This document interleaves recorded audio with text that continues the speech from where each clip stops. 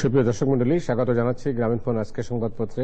দর্শক মন্ডলী, আমাদের আজকের অতিথি সংবিধান বিশেষজ্ঞ ডক্টর শাহদিন মালিক। শাহদিন ভাই, স্বাগত জানাচ্ছি স্টুডিওতে। আজকে অবশ্য নির্বাচনের খবরাখবর সব। দৈনিক ইত্তেফাকের শিরোনাম হচ্ছে উপজেলা নির্বাচন, কোথাও শান্তিপূর্ণ, কোথাও সংঘাত, আর সশস্ত্র বাহিনীর উন্নয়নে যা করা দরকার সবই করব প্রধানমন্ত্রী। বাংলাদেশ প্রতিদিন উপজেলায় এগিয়ে বিএনপি, 9 উপজেলায় হরতাল, গুলি, সংঘর্ষ, ব্যালট ছিনতাই, কেন্দ্র দখল বর্জন। আমাদের সময় দুধের স্বাদ মিটল ঘোলে, 38 বছরে 4 বার উপজেলা নির্বাচন।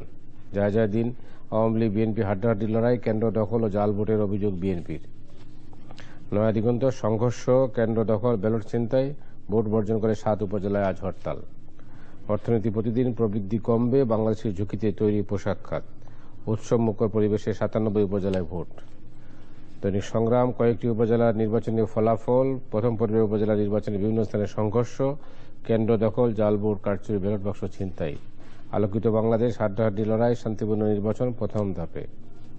বর্তমান উপজেলায় উৎসবমুখর ভোট, মাতৃভাষায় আন্তর্জাতিক সম্মানের সেই ঐতিহাসিক মুহূর্তে। Doctor Sadat Hossain. New nation, sporadic violence, irregularities mark উপজেলা ইলেকশন। যেমনটা দেখছিলাম সবই হলো উপজেলা ইলেকশন। উপজেলা ইলেকশন 97টির মধ্যে আসলে 90টাতে ইলেকশন হয়েছে, কারণ 7টি তো সকাল থেকেই বর্জন হয়ে গেছে। আর ফলাফল কি আসছে, তারপরে পুরনো কিছু অভ্যাস ছিল যেগুলা 70 দশকে বা 80 দশকে, 90 দশকে আমরা ভুলে গিয়েছিলাম। ব্যালট বাক্স ছিনতাই, সিল মারা, কেন্দ্র দখল, এগুলো সব আবার কিছু কিছু ফিরে আসছে আর কি। তো আপনি কিভাবে দেখলেন? হ্যাঁ, এখন মোটামুটি যেটা একটু আগে টেলিভিশন বিভিন্ন চ্যানেলে যেটা দেখলাম, অন্তত 9টা উপজেলায় বলা হচ্ছে যে কালকে প্রার্থীরা হরতাল ডেকেছেন, ভোট বর্জন করছেন। তো 97তে 9টা ধরেন অঙ্ক হিসাবে মোটামুটি 10%। এখন যে পত্রিকার হেডলাইনগুলি তো দেখা গেল যে অনেক পত্রিকা সবাই এটা মোটামুটি তো জানা হয়ে গেছে। তো কিছু পত্রিকা ওটার উপর ভিত্তি করে বলছে যে মানে অনেক বেশি বিশৃঙ্খলা হচ্ছে, আর কিছু পত্রিকা এটাকে আমলে নেয় নেই, বলছে শান্তিপূর্ণ নির্বাচন। এখন এটা হলো এই একই ঘটনা, কিন্তু কিছু বিভিন্ন পত্রিকা বিভিন্নভাবে আসছে। আমার মনে হয় যে এটা হয়তো কিছুটা হবে আমাদের মাপকাঠি, মানে একটা হতে মাপকাঠি আমরা যদি ধরি যে আপনি বলেন 70-80 দশকে, ঠিক আছে নির্বাচন হওয়া মানে বিশৃঙ্খলা হবে, কিছু গন্ডগোল হবে, কিছু কিছু হবে। আর আমরা ওই মাপকাঠিতে যদি ধরি তাহলে হ্যাঁ, এটা নির্বাচনটা অত খারাপ হয়নি। আর কিন্তু আমাদের ওই 90 দশকের পরে, মানে গত 5ই জানুয়ারি নির্বাচন বাদ দিয়ে এর আগে যে সংসদীয় নির্বাচনগুলি হলো, ওখানে তো মাপকাঠি হয়ে গেছিল যে এই ধরনের হানাহানি, মানে ওগুলি কিছুই হয়নি, যা হচ্ছিল মানে তুলনামূলকভাবে 10%-এও তো প্রশ্নই ওঠে না। 10% হলে তো ধরেন 300 সংসদীয় আসন, 30 সাথে এই ধরনের গন্ডগোল, 30 সাথে গত নির্বাচন হয় নাই। হ্যাঁ, 3-4টাতে হয়েছে, তাও অল্প। অতএব ওই মাপকাঠিতে আমি বলবো যে নির্বাচনটা শান্তিপূর্ণ বোধহয় হয় নাই। মানে ওই যদি 9টা জেলা উপজেলায় যদি প্রার্থীরা বর্জন করেন 10%, এখন 10%টা গ্রহণযোগ্য না। আমি হয়তো বলবো এখন যদি 2-3%, ঠিক আছে 97টা উপজেলার মধ্যে 2টা বা 3টাতে গন্ডগোল হয়েছে, তাহলেও ঠিক আছে, এইটা হয়তো মেনে নেওয়া যেতে পারে। উল্লেখযোগ্য হলো যে কারণে তারা মানে অনেকগুলো ধাপে ইলেকশন করছেন, এই কারণে যাতে গোলমাল না হয়। তাহলে যেখানে র্যাব, পুলিশ, সেনাবাহিনী সবাই আছেন, তারপরে অনেক মানে সেনাবাহিনী তো বোধহয় বলা হচ্ছিল যে 15,000 সেনাবাহিনী সদস্য স্ট্রাইকিং হিসাবে, মানে দৃশ্যমান তো তারা কিছু করেন। হ্যাঁ, সেটা তো কিছু করেন না, সেটাই। আর অন্য যেটা একটু মানে ডিস্টার্বিং, আমি বলবো যে বিভিন্ন অভিযুক্ত হয়েছে, বিভিন্ন কেন্দ্র হয়েছে, কিন্তু ওই অনুযায়ী নির্বাচন কমিশনের তেমন কোনো উদ্যোগ, মানে 2-1 জায়গায় বোধহয় পত্রিকায় খবরের টেলিভিশন দেখলাম যে 2-1 জায়গায় হয়তো ভ্রাম্যমাণ ওই মোবাইল কোড, হ্যাঁ, একজনকে 50,000 টাকা ফাইন করেছে, আরো কিছু। এইটা যেই তুলনায় বিশৃঙ্খলার খবর আসছে, সেই তুলনায় তো এটা মোটেও যথেষ্ট না। দুপুরবেলাও 2টা চ্যানেলে দেখছিলাম যে মানে রিপোর্টই করছে যে ফলস ভোটিং হচ্ছে, বা যে লোক দাঁড়িয়ে আছে লাইনে ভোট দিতে যাচ্ছে, তো রিপোর্টার দেখলো যে হাতে আঙ্গুলে কালি আছে কিনা, তো হাতে আঙ্গুলে কালি লাগানো লোকজনে দাঁড়িয়ে আছে। এখন এটা কথা হলো যে মানে দুইটা হয়, পজিটিভলি নিলে আমি বলবো যে ঠিক আছে, নির্বাচন কমিশনও এই যে 10%-এ যদি গন্ডগোল হয়ে থাকে, তাহলে এইটা মানে আনএক্সেপ্টেবল ধরে নিয়ে, এটা সহ্য সীমার বাইরে। এবং এখান থেকে বাট এখানে নির্বাচন কমিশন খুব একটা কার্যকর ভূমিকা রেখেছে বলে তো মনে হয়নি। না, সেটাই বলছি যে এইখান থেকে পজিটিভ অভিজ্ঞতা নিয়ে আরো 4 ধাপে হবে, এর পরের গুলি যাতে এরকম না হয়, এর অনেক কম হয়, ওটা নিশ্চিত করার জন্য আরেকটু বোধহয় তো ওনাদের একটু অ্যাক্টিভ হতে হবে আগে। না হলে তো মানে এখন যদি মানে গা ছাড়া দিয়ে দেন বা যদি এই যে আজকে কালকে যদি আমরা পদক্ষেপ না দেখি, মানে যেখানে গন্ডগোল হয়েছে ওখানে যদি অ্যারেস্ট না হয় বা ওখানে পুলিশি তৎপরতা আমরা না দেখি, তাহলে কিন্তু যারাই গন্ডগোল করে তারা পরের ফেজের নির্বাচনগুলিতে নিবৃত্ত না হওয়ার আশঙ্কাটা বেশি থাকবে। এবং সিইসি একটা কথা বলে উনি দায়িত্বটা সারানোর চেষ্টা করেছেন। তিনি বলছেন যে দলীয় ভিত্তিতে অভিযোগ করলে কোনো লাভ হবে না। উনি কি নিজেরা দেখেন না যে এতগুলো উপজেলায় ইলেকশনই হলো না? মানে অভিযোগটা কে করেছে সেটা তো গুরুত্বপূর্ণ না।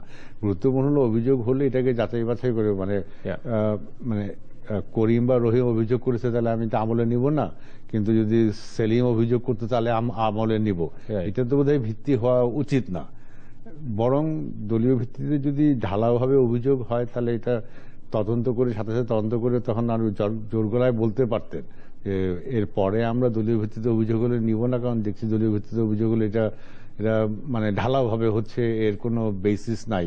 কিন্তু না করে অভিযোগ মানে আমলে না নিয়ে কিছু ব্যবস্থা না নিলে কিন্তু নির্বাচন কমিশনের প্রতি তো লোকজনের আস্থা বাড়বে না। সেই আর যে ফলাফলের যে ট্রেন্ড আপনি নিশ্চয়ই লক্ষ্য করেছেন, তো সেটা কিভাবে দেখছেন আপনি? কিছুটা ধরেন মানে বিএনপি নিশ্চয়ই জিতে এখন এই পর্যন্ত আগিয়ে আছে। এখন আমরা যখন কথা বলছি মোটামুটি 50-55টার মানে বিভিন্ন মাধ্যমে 50-55টার রেজাল্ট কথা বলছে। এখানে মোটামুটি যদি আমি বলি তাহলে 30-25 মানে বিএনপি 30টা, আওয়ামী লীগ মাঝখানে জামাতেরও 3-4টা বোধহয় বেশি আছে, 3-4টার বেশি আছে। হ্যাঁ, তো ওই ফলাফলে এক অর্থে খুব বেশি ওরকম কেউ একেবারে বড় দাগে জিতেছে সেটা হয়তো বলা যাবে না। মানে বিএনপি এগিয়ে আছে কিন্তু মার্জিনটা হয়তো খুব বেশি না। যদি শেষ পর্যন্ত কালকে 90টাতে গিয়ে যদি দেখা যায় যে বিএনপি 50টাতে জিতেছে আর আওয়ামী লীগ ধরেন 35টাতে এবং 5টা বা 7টাতে অন্যরা, তাহলে তো বলা যাবে বিএনপি এটা বড় জয় হয়েছে। এবং এটা দলের যে অবস্থা ছিল এক অর্থে তো দলের অবস্থা নাজুক, এই অর্থে মানে এই প্রেক্ষাপটে দল চাঙ্গা হওয়ার একটা ব্যাপার আসবে। তবে আমি বলবো যে আওয়ামী লীগও ওই তুলনায় এত খারাপ করে না। যদি কালকে পর্যন্ত আমরা দেখি যে 35টা বা 40টার মতো আওয়ামী লীগ পায় তাহলে হয়তো খারাপ করে নাই। কারণ এই গত 5ই নির্বাচনের যেভাবে 5ই জানুয়ারি যে নির্বাচন হয়েছে ওটার জন্য জনগণের আওয়ামী লীগের প্রতি একটা ক্ষোভ তো নিশ্চয়ই সঞ্চার হয়েছে ওইখানে ভোট দিতে পারে নাই বলে। তো ওইটার কতটা বহিঃপ্রকাশ হচ্ছে সেটা প্রথম ফেজ। আমার মনে হয় যে এই ফেজে ভোটার টার্ন আউট একটু কম হয়েছে, এই কারণে হয়তো অনেকেরই একটু উৎকণ্ঠা ছিল। মানে 5ই জানুয়ারির পরে তার 1 মাস পরে এই অভিজ্ঞতা এখন কতটা নিরাপদ হবে, কতটা তারা গিয়ে ভোট দিতে পারবেন। ওই জন্য আমার মনে হয় যে সকালের দিকে সব জায়গায় টেলিভিশন দেখেছি সকালের দিকে ভোটার উপস্থিতি কম ছিল, কারণ আমার মনে হয় যে ভোটারদের মনে শঙ্কাটা ছিল। আর এই শঙ্কাটা সাধারণত বেশি থাকে বিরোধী দলের ভোটারদের মধ্যে, তাদের ভয়ভীতির একটু কিছু না হলেও ধারণা যেটা। অতএব এই নির্বাচন যদি যেটা বলছেন যে 10টা মানে 10% জায়গায় খারাপ হয়েছে, এখন আগামী কয়েকদিনে ভোটারদের মধ্যে যে আস্থা জন্মায় হয়তো এইটা এর পরেরগুলি আরো ভালো হবে। এবং নির্বাচন কমিশন যদি আরো কিছু শক্ত ব্যবস্থা আগামী কয়েকদিনে নেন তাহলে হয়তো আগামী নির্বাচনগুলো ভোটার টার্নআউট বেশি হবে। ভোটার টার্নআউট বেশি হলে তখন ওইটার যে ফলাফল হবে ওইটা মানে জাতীয়ভাবে প্রতিফলনমূলক আরো বেশি ধরা যাবে। মানে একটা মানে গত নির্বাচন 5ই জানুয়ারি নির্বাচনকে আমরা নির্বাচন বলছি না, কারণ ভোটার টার্নআউট 10 থেকে 20%-এর বেশি তো কেউই বলবে না। এবং ওই ভোটার টার্নআউটে ওইটা জনগণের ইয়েটার প্রতিফলন ঘটে না। আর এবার যদি সামনের ফেজগুলিতে মানে উপজেলা নির্বাচনের এইবার তো ধারণা করা হচ্ছে এখন পর্যন্ত 60 থেকে 70% ভোটার টার্নআউট হয়েছে ক্ষেত্র বিশেষে। এটা থেকে আমরা একটু বেশি আশা করব, সামনের গুলিতে বেশি আশা করব। এবং আমার মনে হয় ভোটার টার্নআউট বেশি হলে থিওরিটিক্যালি ধারণা করা যায় ওটা হয়তো বিএনপির পক্ষে যাওয়ার সম্ভাবনা বেশি, কারণ ওই বিরোধী দলের বা যারা সরকারি দলের সমর্থক না তারা ইতস্তত বেশি বোধ করেন। ওই জন্য তারাই একটা মোটামুটি টার্নিং পয়েন্ট হয়ে যায়। জি, কিন্তু এটা লক্ষণীয় হলো যে জামাতে ইসলামী যে পার্টিটা দাঁড়াতেই পারে না, বাড়ি ঘরে তো মানে কি আছে, তারা কি করে আপনার এই উপজেলা নির্বাচনে আসন পেল? হ্যাঁ, এটা বোধহয় একটাও দেখতে হবে যে কালকে পুরো রেজাল্ট আসলে যে কোথায় পাচ্ছে, মানে তারা যে আসনগুলি পেয়েছে, মানে কিছু যেটা আমরা এখন যেটা বলা শুরু করেছি, কিছু জামাত পকেট, মানে ওইটা কি সত্যি হচ্ছে কিনা। মানে এই নির্বাচনের আগে ধরেন যে কিছু সাতক্ষীরা বা লক্ষ্মীপুর কিছু ডিস্ট্রিক্ট এখন আইডেন্টিফাই করা বলা হচ্ছে, বা সব ডিস্ট্রিক্টে নির্বাচন হয়ও নাই, বা 40টা হয়নি, সেটাই মানে এই ওর মধ্যে যতগুলি হয়েছে জামাতের যেটা 5, 6টা 7টা যেটাই হোক কোথা থেকে দিচ্ছে, এটা বোধহয় গুরুত্বপূর্ণ হবে। তাহলে আমাদের ওই ধারণাটা যে কিছু জায়গাটা অলরেডি জামাতের স্ট্রং হোল্ড হয়ে গেছে, আর ওইটা যদি না হয়, মানে যদি ছড়িয়ে ছিটিয়ে জিতে, তাহলে কিন্তু এটা আমি বলবো তাহলে জামাতের যে জনসমর্থন আমরা যেটা ধারণা করছিলাম যে অনেক কমে গিয়েছিল, সেটা হতো না। মানে স্ট্রং হোল্ডের জিতা একটা কথা, যে জায়গায় ধরে নেওয়া হচ্ছে জামাতের সমর্থন রয়েছে সেখানে জিতা একটা কথা, আর ধরেন কথা সিলেটেও বোধহয় সিলেট একটা জিতেছে, যেটা হয়তো ওই জামাতের ট্রেডিশনাল স্ট্রং হোল্ডের যদি বাইরে হয়, ওইরকম কিছু হলে তাহলে হয়তো আমাদের অন্যভাবে জিনিসটাকে ভাবতে হবে। এর মধ্যে আবার জাওয়াহিরির যে টেপটা সামনে আসলো, জামাত কানেকশন এবং এই নির্বাচনের আগে, আমি জানি না এই কৌশলের মধ্যে কি অবস্থা কতটুকু। হ্যাঁ, এটা তো মোটামুটি এখন আমরা মনে করছি যে এটার পিছনে অনেক কলা কৌশল হয়েছে, এবং এই কলা কৌশলটা কে করেছে, একজনকে মানে একটা তো দেখলাম এটা রাষ্ট্রদ্রোহিতার মামলা হয়েছে, হ্যাঁ 10 দিন রিমান্ডে নেওয়া হচ্ছে। এটা একটা যুবকের কাজ কিনা বা এটা অন্য কোনো ষড়যন্ত্র আছে কিনা। তবে হ্যাঁ, এখন যেটা বাজারে যেটা গুজব হচ্ছে যে এর ফলে জঙ্গি সম্পর্ক, না তো দেখলাম কোন মন্ত্রীও তো সাথে সাথে বললেন, এরকমও স্টেটমেন্ট এসেছিল, পার্লামেন্টও বলেছেন, হ্যাঁ, যে মানে এটা বিএনপি আল কায়দাকে দিয়ে করিয়েছে। মানে এটা আমাদের এইসব ঘটনায় রাজনীতিবিদদের অপরিপক্কতাটাই বহিঃপ্রকাশ ঘটছে। মানে এই ধরনের অভিযোগ ঢালাওভাবে ভিত্তিহীন অভিযোগ আনা এইভাবে, এবং তাও এইটার ঘটনাটা হয়েছে, যেটা সত্য হোক মিথ্যা হোক যে করুক না কেন, এটাকে এইভাবে রাজনৈতিকভাবে ব্যবহার করার চেষ্টা, আমার মনে হয় যারা এটা করেন তারা এটা খুব মানে রাজনৈতিক পরিপক্কতার পরিচয় দিচ্ছেন না। আমার মনে হয় আমাদের ভোটাররা বা নাগরিকরা এইগুলির অসততাটা খুব সহজেই ধরতে পারেন। আমাদের রাজনীতিবিদরা তো মানে ঢালাওভাবে মন্তব্য করে বসে থাকেন তদন্ত করার আগেই।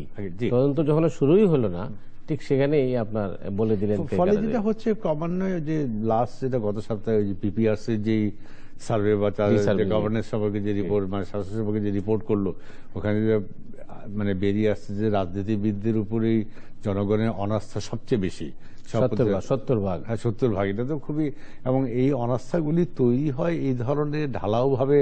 কারণ আপনি যেটা বলছেন যে জনগণও জানে, এটা যদি ঠিক আছে মানে এর পিছনে যেই থাকুক, ওইটা তদন্ত করে তখন এটা মানে লোকের কাছে গ্রহণযোগ্য হবে। একবার এইভাবে বলে ফেললে তো লোক মানে ওনারাই ক্রমে ক্রমে রাজনীতিবিদরা জনগণের কাছে গ্রহণযোগ্যতাটা হারাচ্ছেন।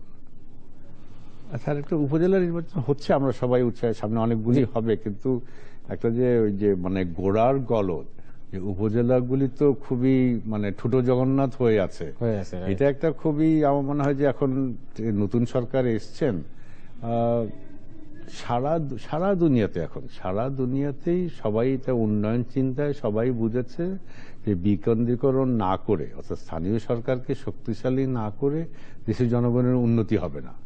কারণ আমরা মনে হয় যে আমাদের অনেক মানে একটা তো বলা হচ্ছে কিছু অর্থনৈতিক কিছুর দিকে অনেক উন্নতি হচ্ছে, এর সাথে এই স্থানীয় সরকারকে শক্তিশালী না করাটাই আমার মনে হয় যে আমাদের যে পিছনে টেনে রেখেছে তার অন্যতম প্রধান কারণ। স্থানীয় সরকার শক্তিশালী হলে দেশের উন্নয়নটা মানে শক্তিশালী না করে, যেমন ভারতের দিকে আমাদের সংবিধানে 72 সালে স্থানীয় সরকারের কথা ছিল।